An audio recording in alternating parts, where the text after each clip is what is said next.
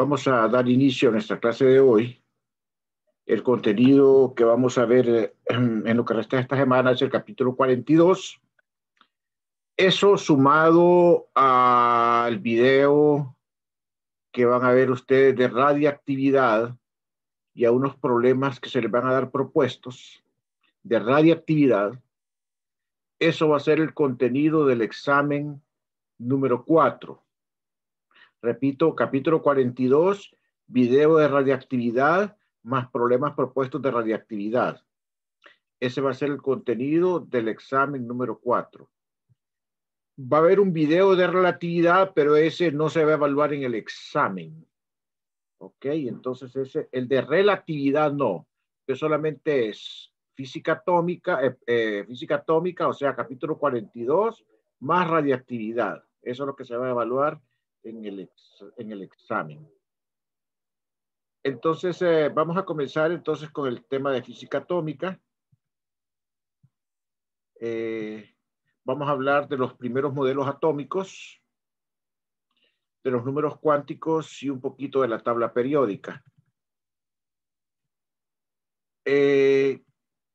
Lo del entendimiento de la materia a través de los modelos atómicos viene de los griegos, ¿verdad? Demócrito fue el que estableció el concepto de átomo, pero los primeros modelos ya más formales se comenzaron a hacer a comienzos del siglo XX, y el primer modelo que existió, digamos, de estos modernos, es el famoso modelo de Thomson. El modelo de Thomson, al conocer la naturaleza de los electrones, consistía en que la carga positiva estaba en una región esférica y que la carga negativa, o sea, los electrones, estaban incrustados como chispas de chocolate sobre una galleta. Y esto era consistente con que el átomo era eléctricamente neutro. O sea, globalmente la cantidad de carga positiva y negativa que había en esa región era cero en carga neta, o sea, igual carga positiva que igual carga negativa. Repito, el modelo de Thomson suponía que los electrones estaban incrustados como chispas de chocolate en la galleta, que consistía entonces en la carga positiva.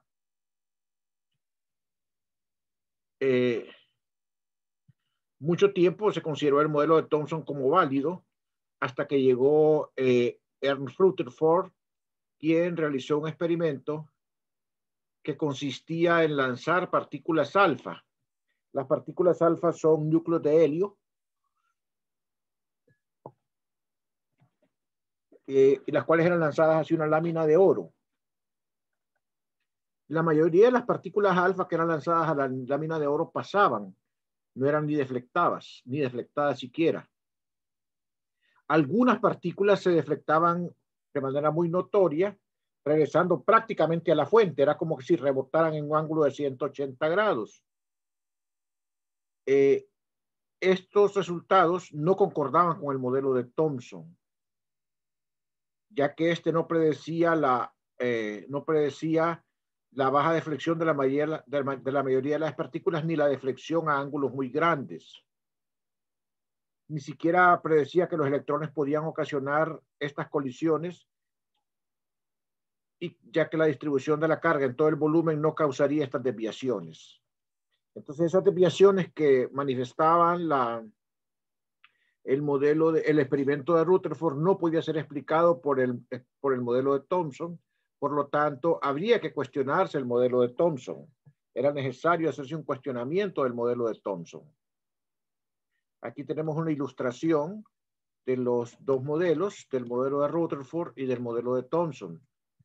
En el modelo de Thomson, las partículas alfas pasarían prácticamente sin desviarse, ¿verdad? Aquí tenemos la galleta con las chispas de chocolate azules, que son los electrones, y en el modelo de Rutherford lo que se experimentaban eran algunas desviaciones con un ángulo normal y otras desviaciones con un ángulo muy fuerte. Entonces, esto era lo que se observaba en el experimento de Rutherford, y esto es lo del modelo de Thomson.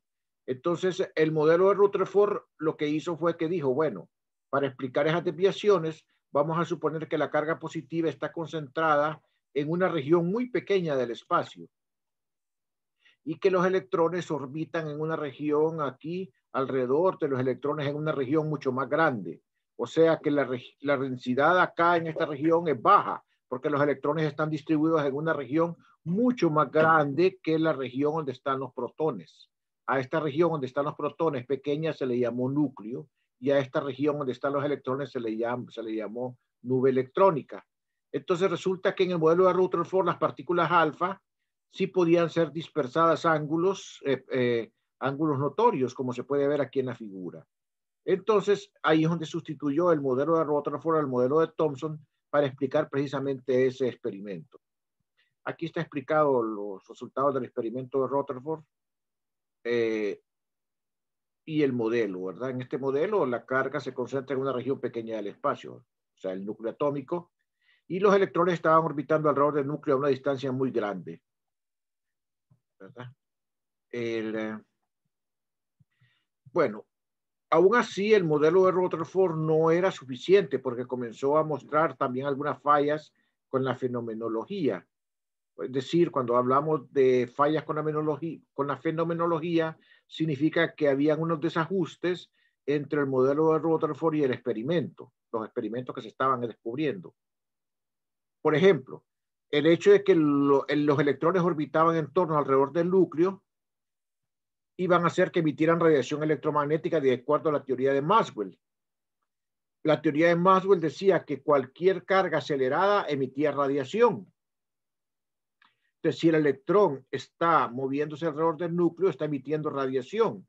Por lo tanto, iba a estar perdiendo energía cada vez más y se iba a ir acercando al núcleo hasta que prácticamente fuera devorado por el núcleo y el átomo colapsaría. O sea que no existiría la materia como tal. Esa era una de las fallas. Por otro lado, el átomo de Rutherford no explicaba algunos resultados importantes que aparecieron en la espectroscopía y en las líneas de emisión de los gases discretos. Vamos a ver en qué consistían esos resultados de la espectroscopía. O sea que no podían ser explicados por el modelo de Rutherford. Entonces, la espectroscopía. Esto consistía en que un gas, digamos, un gas a baja presión se sometía a presiones, a potenciales eléctricos bien elevados.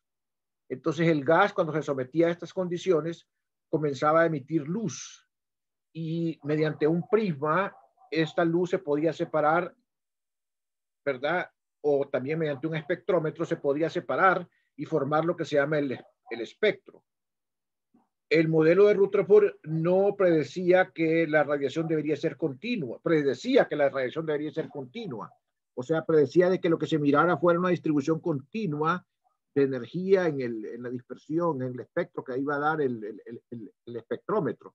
Sin embargo, lo que se observó no fue eso, sino que lo que se observó es que experimentalmente lo que se miraban eran líneas. O sea que había discretización en el espectro. Entonces, esas líneas que vemos aquí en esta figura no eran, o sea que hay líneas para diferentes gases. Esas líneas no eran para tres específicamente, ¿verdad? Esas líneas así discretas no eran predecidas por el modelo de Rutherford, porque el modelo de Rutherford predecía la existencia de un espectro continuo, o sea que hubiera radiación en todas, un espectro de frecuencia y longitudes de onda continuas. Y eso no es lo que se observaba. Por lo tanto, hay una falla en el modelo de Rutherford. Lo que entonces trajo fue un modelo que se llama el modelo de Rydberg.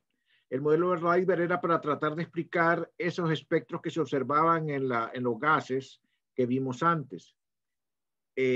Entonces, esta es la ecuación que explica el modelo de Rydberg, que decía que en una transición energética, la longitud de onda emitida estaba relacionada con los valores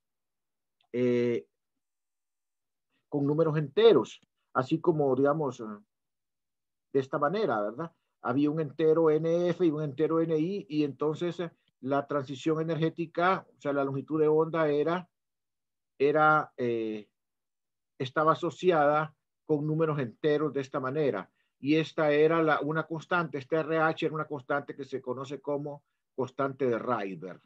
Entonces, esa modelo ya lo que ya predecía en cierto modo de que no podían haber longitudes de onda cualquiera, sino que las que estaban asociadas nada más con transiciones asociadas con números enteros. Y eso ya daba lugar a la cuantización.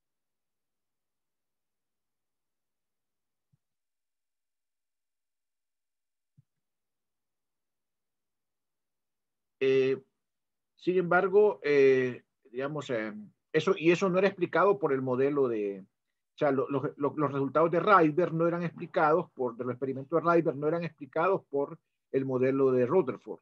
Entonces se necesitaba un nuevo modelo. Entonces, ante las observaciones de Rydberg aparece el modelo de Bohr. El modelo de Bohr para el átomo de hidrógeno se basó en varios aspectos. Uno de ellos fue las ideas de cuantización de Max Planck, ya que este modelo es clave para las ideas de energía y momentum cuantizados.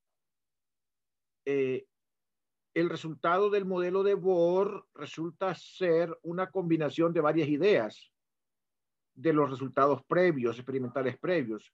Por ejemplo, se toma en cuenta la naturaleza corpuscular de la luz de Einstein, cuando Einstein, ¿se acuerdan que predijo de que la luz actuaba como corpúsculos y que tenían paquetes de energía asociados de valor H veces la frecuencia?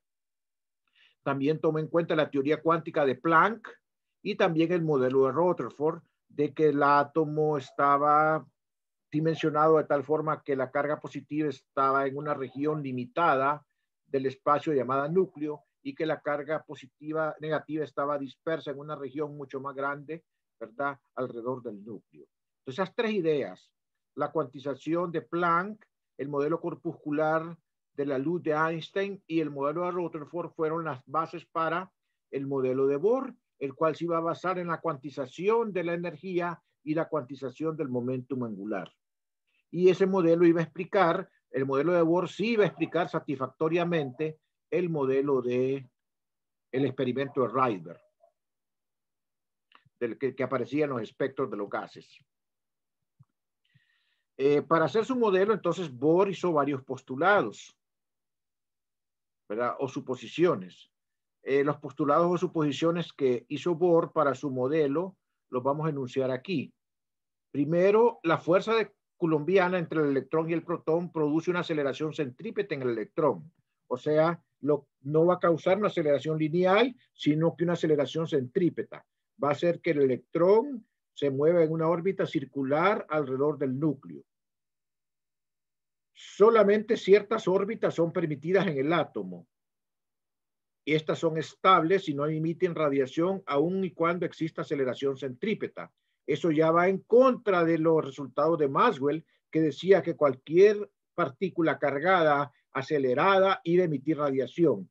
El electrón, aunque tenga una aceleración centrípeta en la órbita circular, no va a emitir radiación si está en esa órbita.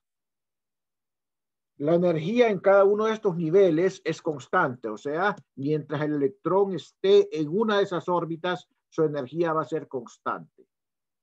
Solo se emite o absorbe energía al haber una transición de energía, o sea, solamente se va a emitir o absorber energía si el electrón pasa de un nivel a otro. De lo contrario, no va a haber emisión ni absorción de energía. Ese es el otro postulado. Luego el otro postulado es que la energía emitida durante una transición solamente va a depender de los estados iniciales y finales de la transición. Repito, la energía solamente va a depender de los estados iniciales y finales de la transición.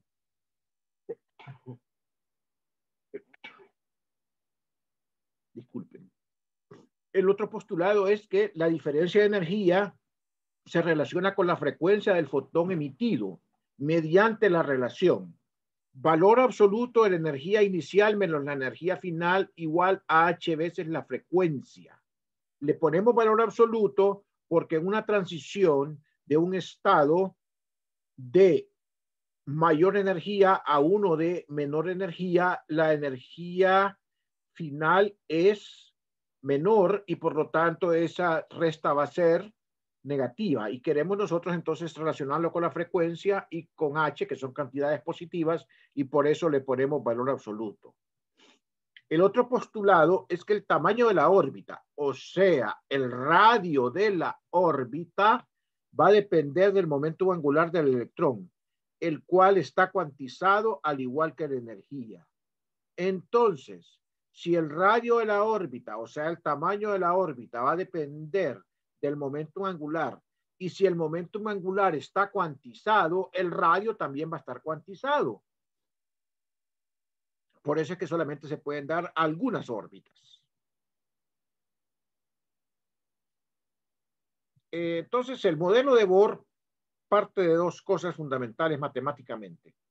La primera ecuación que tenemos acá es que el momentum angular está cuantizado y lo postula diciendo que el momentum angular que tiene el electrón en una órbita de radio R es la masa del electrón, el radio por la velocidad, que ese sería el momentum angular que tiene. Ustedes saben que el momentum angular es R cruz P, donde P es el momentum lineal. Entonces, si R y P están a 90 grados, como es el caso del movimiento circular, en el movimiento circular el momentum angular es la masa por el radio por la velocidad. Y entonces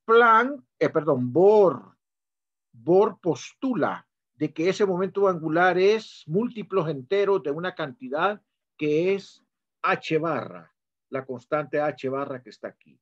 Entonces estamos pidiendo que el momento angular esté cuantizado y sea igual a nh barra. Y la otra expresión es que la energía viene dada como la energía cinética más la energía potencial, donde la energía potencial es la energía potencial eléctrica, como es, lleva un signo menos aquí porque es una energía atractiva. Acuérdense que las energías atractivas son negativas, ¿verdad? Entonces tenemos ahí la fórmula para la energía. Con esas dos ecuaciones nosotros vamos a trabajar y ver los resultados. Ok, debido a que la aceleración centrípeta se da por la interacción colombiana, la velocidad y por lo tanto la energía cinética se pueden expresar de la siguiente manera. Vamos a hacer un análisis acá. Bueno, tenemos que la aceleración es b cuadrado entre r, pero la aceleración también es fuerza entre masa. Entonces, fuerza es la constante K dieléctrica por E cuadrado entre R cuadrado. Acuérdense de la fórmula de Coulomb. O sea, aquí está la masa que se le divide a la fuerza para obtener la aceleración. Entonces, estas dos ecuaciones me permiten despejar la velocidad. La velocidad al cuadrado quedaría la constante dieléctrica por E cuadrado entre la masa por el radio. Entonces, la energía cinética, que es un medio de la masa por la velocidad al cuadrado, sería, al sustituir la velocidad al cuadrado por esta expresión que tengo aquí, en la expresión para la energía cinética, y cancelando términos, la energía cinética quedaría como KE cuadrado dentro de 2R. ¿Verdad? Fíjense bien, repito nuevamente, observen bien ahí, les doy un momento para que observen. Para que observen ese paso. Quiero que sustituyan acá el b cuadrado dado por esta expresión y que obtengan esto. Les doy 30 segundos para que verifiquen que eso es correcto.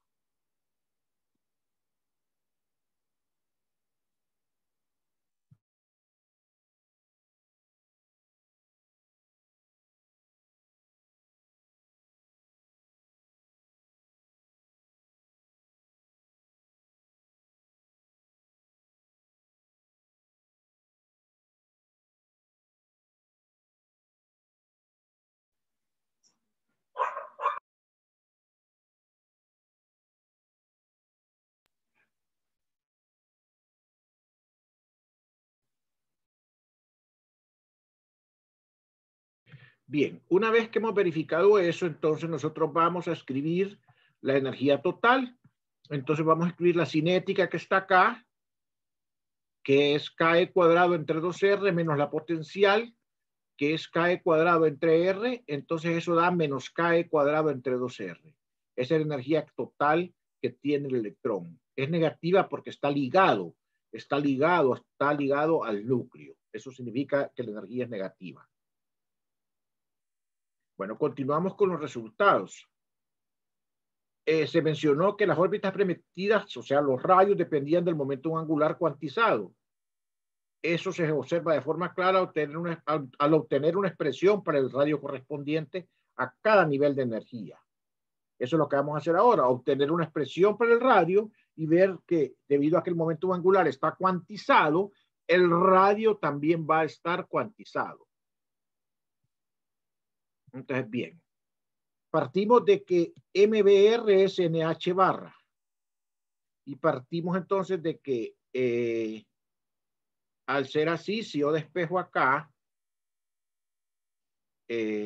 la velocidad y le elevo al cuadrado, entonces la velocidad al cuadrado va a ser N cuadrado H barra cuadrado entre M cuadrado R cuadrado. Solamente lo que hice fue aquí despejar la velocidad y elevarla al cuadrado. Entonces, si yo despejo el radio de aquí, entonces quedaría el radio al cuadrado y aquí quedaría dividiendo la velocidad. Y entonces si ustedes vienen y se van aquí arriba a la forma, se van aquí arriba a la fórmula que tiene la velocidad al cuadrado y la sustituyen, entonces aquí va a aparecer, a sustituirlo otra vez un radio, otro radio, porque aquí aparece otra vez un radio. Entonces al sustituirla se va a cancelar un radio y al despejar el radio únicamente les va a quedar esta expresión que está acá. N cuadrado H barra cuadrado, masa del electrón, constante dieléctrica entre E cuadrado. Miren esta fórmula. H cuadrado constante, ME constante, KE constante, E constante. Esa constante constituye una sola constante, que es lo que se le llama el radio de Bohr, que correspondería al radio para el valor n igual a 1, para el radio de la órbita fundamental, n igual a 1. Y esta constante de acá sería el radio de Bohr, o sea, el h cuadrado entre me, ke, e cuadrado. Quiere decir que el radio, o sea, el radio de Bohr entonces es, si usted tiene valores, va a ser 0.0529 nanómetros.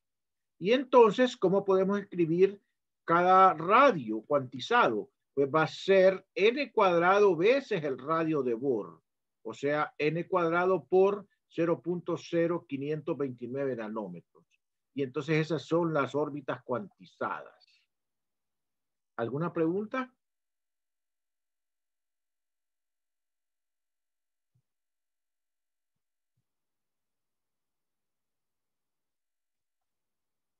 Bien, continúo acá entonces.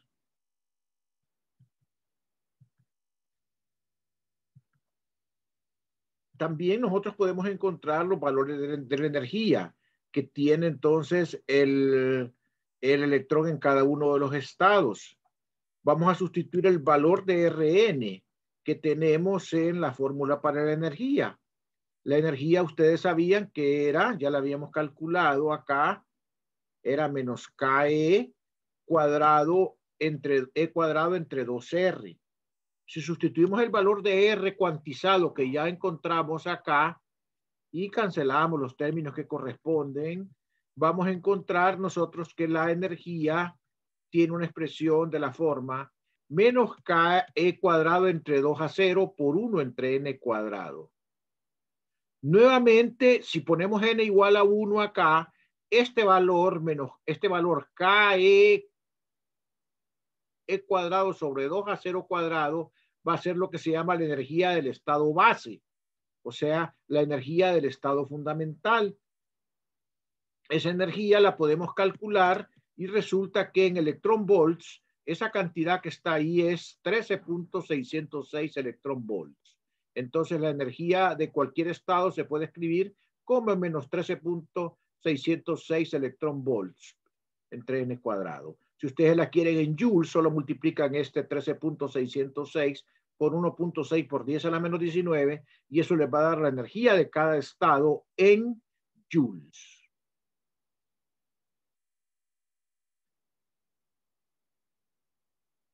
Bueno, si yo conozco la energía de cada estado, yo puedo sacar la diferencia entre dos energías de dos estados. Y eso habíamos visto que iba a ser la energía del fotón que se emitía en esa transición. O sea, vamos a ver una transición. Cuando hay una transición va a haber emisión de energía. Y entonces esa emisión de energía va a corresponder a un fotón de frecuencia F, que es H entre lambda, que es, perdón, C entre lambda. Y la energía es H por F, o sea, HC entre lambda. Y lógicamente la energía del fotón emitido o absorbido. Emitido cuando pasa de un nivel superior a uno inferior. Absorbido cuando pasa de un nivel inferior a uno superior. Entonces esa va a ser la diferencia entre las energías de esos niveles en valor absoluto.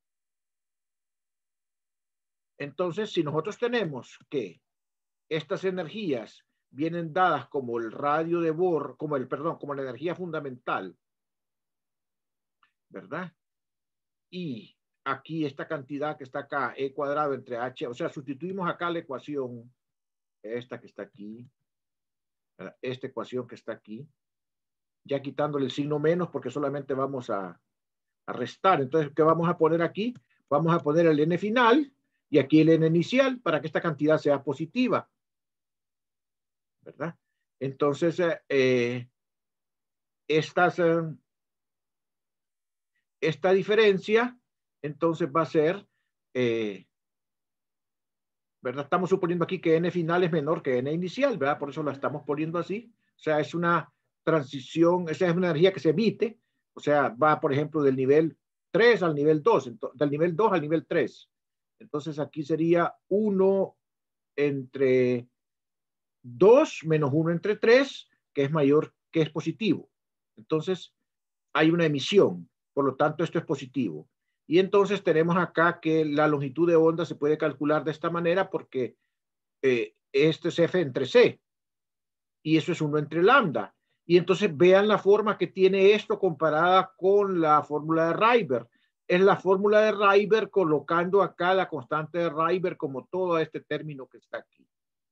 Y entonces, cabal, justamente, ¿verdad? Eso coincide con la constante de Rayber y entonces el modelo de Bohr satisface, a diferencia del de Rutherford, satisface lo que es las observaciones de la espectroscopía de gases que están explicadas mediante la fórmula de Rayber. ¿Ok? Lo que vamos a ver ya mañana es que el modelo de Bohr no es tampoco completamente cierto, ¿verdad? No basta un solo número cuántico para poder explicar, o sea, el número cuántico n, para poder explicar la estructura de todos los átomos. Apenas ajusta para explicar el átomo de hidrógeno. Entonces va a ser necesario que nosotros pasemos a otro modelo.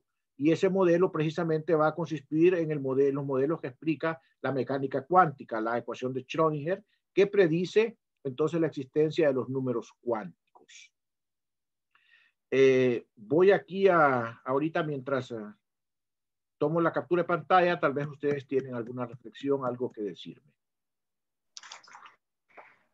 Sí, buenos días. ¿Va a ser necesario que manejemos el valor de las constantes del radio de Bohr o únicamente vamos a tomarlo como un todo y como utilizaremos quieran, solo? como quieran, depende del tipo de problema, ¿verdad? Como quieran, ¿verdad? Si ustedes Okay. no necesitan, lo pueden tomar directamente si les hace más fácil el cálculo, ¿de acuerdo? Solamente sin algún problema les pidieran alguna cantidad intermedia, pero de lo contrario la toman de una sola vez, ¿verdad? ¿Ok? Ok, gracias. Perfecto.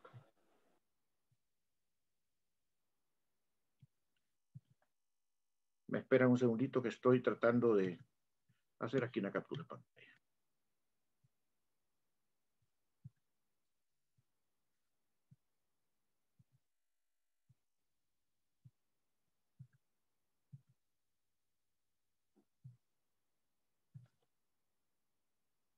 Bien, ya la hice. Se pueden retirar. Les deseo buen provecho y buenas tardes. Y si Dios lo permite, nos miraremos mañana. Gracias, ingeniero. Bueno. Hasta mañana. Bueno, hasta mañana. Buenas tardes. Gracias, ingeniero, igual. Mucho gusto.